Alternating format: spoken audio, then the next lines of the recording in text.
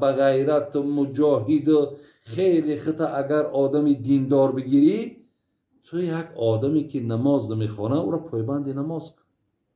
یک آدمی روزه نمیگیره تو را مقصد با ماه مبارک نزدیک کن. انا انشاءالله این از غیرت ما و شما برادر عزیز. سوال دیگر میگویند که بعد از فرض نماز آیت الکرسی را خوانی قبض روح از بدنت آسان می شود. آیا این حقیقت دارد؟ ولی حدیث طبرانی هم است، حدیث نسائی هم هست برادرای عزیز که حضرت ابی امامه باهلی روایت میکنه، میگه من قرأ آیت الکرسی دبر کل صلات مکتوبتی لم یمنعه من دخول الجنه الا الموت. هر کسی که پشت نماز برادر عزیز، وقتی ما مثال نماز فرض ما میخوانیم، از عقیبش آیت الکرسی را اگر خوانیم، اگر آیت الکرسی را خوانیم، پیامبر نازنین ما گفت که اگر به شرطی که خداوند همون روز جان همین را بگیره، یعنی مهلت حیاتش بچید، این حتما داخل جنت میشه. کسی از پشت نمازش برادرای عزیز، خب که اینجا در که مکتب آمده صلات مکتوبه که مقصد نمازهای فرض مانه، اگر خوانیم آیت الکرسی را که خوانیم، انشاءالله همین حدیثی که پیامبر ما گفته است ما به همین موفق میشیم.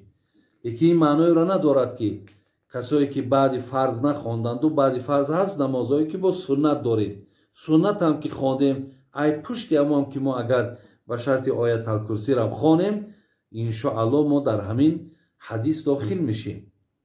ولی حضرت معاذ هم پیامبرمان چی گفت؟ من تو را دوستت میدارم و وصیتم بر تو همین است که از عقیب هر یک نماز مقصد همون دعای اللهم اعینی علی ذکرک و شکرک و حسن عبادتک را بخوان. این دوستت میدارم، همین دعا را برای تو وصیت میکنم. برای ما از همین استفاده کنیم، یعنی از پشت نمازهامون میشود خدا خواهد در همین حدیث داخل میشیم. سوال دیگر، لباست به نماز باشد، آیا طهارت نداشته باشی فراموش کنی نماز خونی چی میشود؟ نماز ای سر میخونی. کسی اگر لباسش به نماز باشد یا کسی که مقصد به شرطی که طهارت نداره و نماز خونده، وقتی به یادت زد یا جای به نمازی را دیدی، همون نماز را اعاده میکنی، ای سر میخونی. اگر شخصی با پراتسین قرض گرفته، از شخصی با پراتسین قرض گرفتم، بعد 4 یا 5 سال قرضم را دادم، $20,000 گرفتم، $45,000 دادم. میگوید که تا حال قرضت را نداده ای، من 2-3 مرتبه زیادتی دادم، آیا باز به این پول تیم یا نتیم؟ اکوی خیلی کسی بود از برادرای عزیز که بسیار ای دایره رحم دور بود است. وقتی 20,000 گرفتی 45,000 دادی،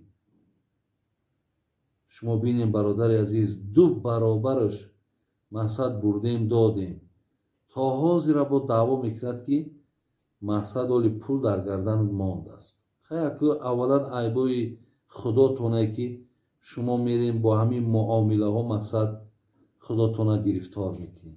شما میرین مثال با همین فایزایی که همین در گردن تا میمونه شما رازیگی میتین، یا اولا عیبی خودتونه. شما رفتین از اونا که همین مبلغ همین فایزه که در گردن تون ماند، شما که اگر قبول نکردین خدا خواه بهترین میشه.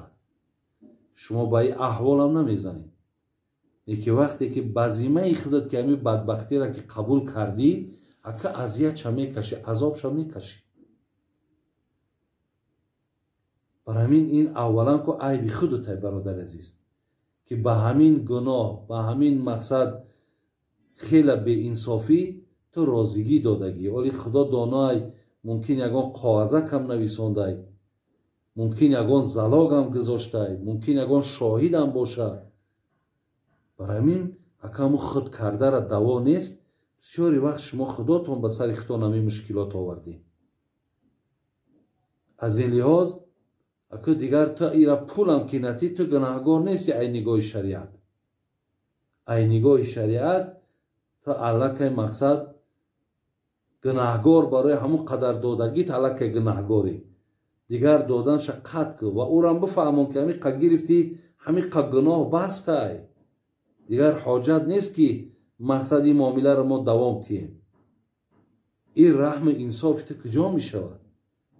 پیامبر میگو که من لا یرحم لا یرحم، من لم یرحم الناس لا یرحمه الله. کسی با مردم رحم نمیکنه خدا با او رحم نمیکنه. کسی رحم ندارد با او رحم کرده نمیشود. ولی یک نفر با نام اقرع ابن حابس پیش پیامبر آمد. دید که حضرت امام حسن پیامبرمون بوسه دارد. گفت که این حدیث حضرت عایشه مادرمون روایت میکنه. گفت شما فرزنداتون را بوسه میکنین؟ گفت من 10 تا فرزند دارم تا حاضر یکی از اونا را بوسه ندادم. پیامبر گفت من چیکار کنم وقتی که خدا در قلب تو رحمت جا نداده باشه؟ یعنی تو خیلی آدمی بیرحمی. برای همین برادری عزیز هر کی باشی نباشی وقتی این معامله را کردی این قدر مبلغ این مردک گرفتی برای همینش توبه کو به سوی پروردگارت بسای. زیرا بسیار زیانی کلان در جان تو داره، در آخرت تو داره. برای همین یک ای راه رحمم استفاده برین. این مشکلات به سر بندهای خدا نیارید. میتونین دستگیری کنین، میتونین مقصد خواب در یک حالتهای وزبین تامین شون کنین، میتونی قرض حسنه بتی، قرض به فایز بتی. انا این انشاءالله جوانمردی و انا این راه حل شه. خب سوال دیگه اللهم صلی و سلم و بارک علی چی معنا دارد؟ این دعا هست برادرای عزیز. دعا میکنیم که خدای مهربان بر پیامبر، بر پیامبرمان، بر محمد صلی الله علیه و و بر آل محمد مقصد شما رحمت خودتان درود خودتان برسانید. انمی اللهم صلی علی محمد و علی آل محمد کما صلیت علی ابراهیم و علی آل ابراهیم انک حمید مجید. همین معنا را دارند. خدایا برکت و رحمت خودت بر محمد برسان چگونه ای که همون برکت و رحمتی را که بر ابراهیم علیه السلام رسانیدی. یعنی این دعا هست.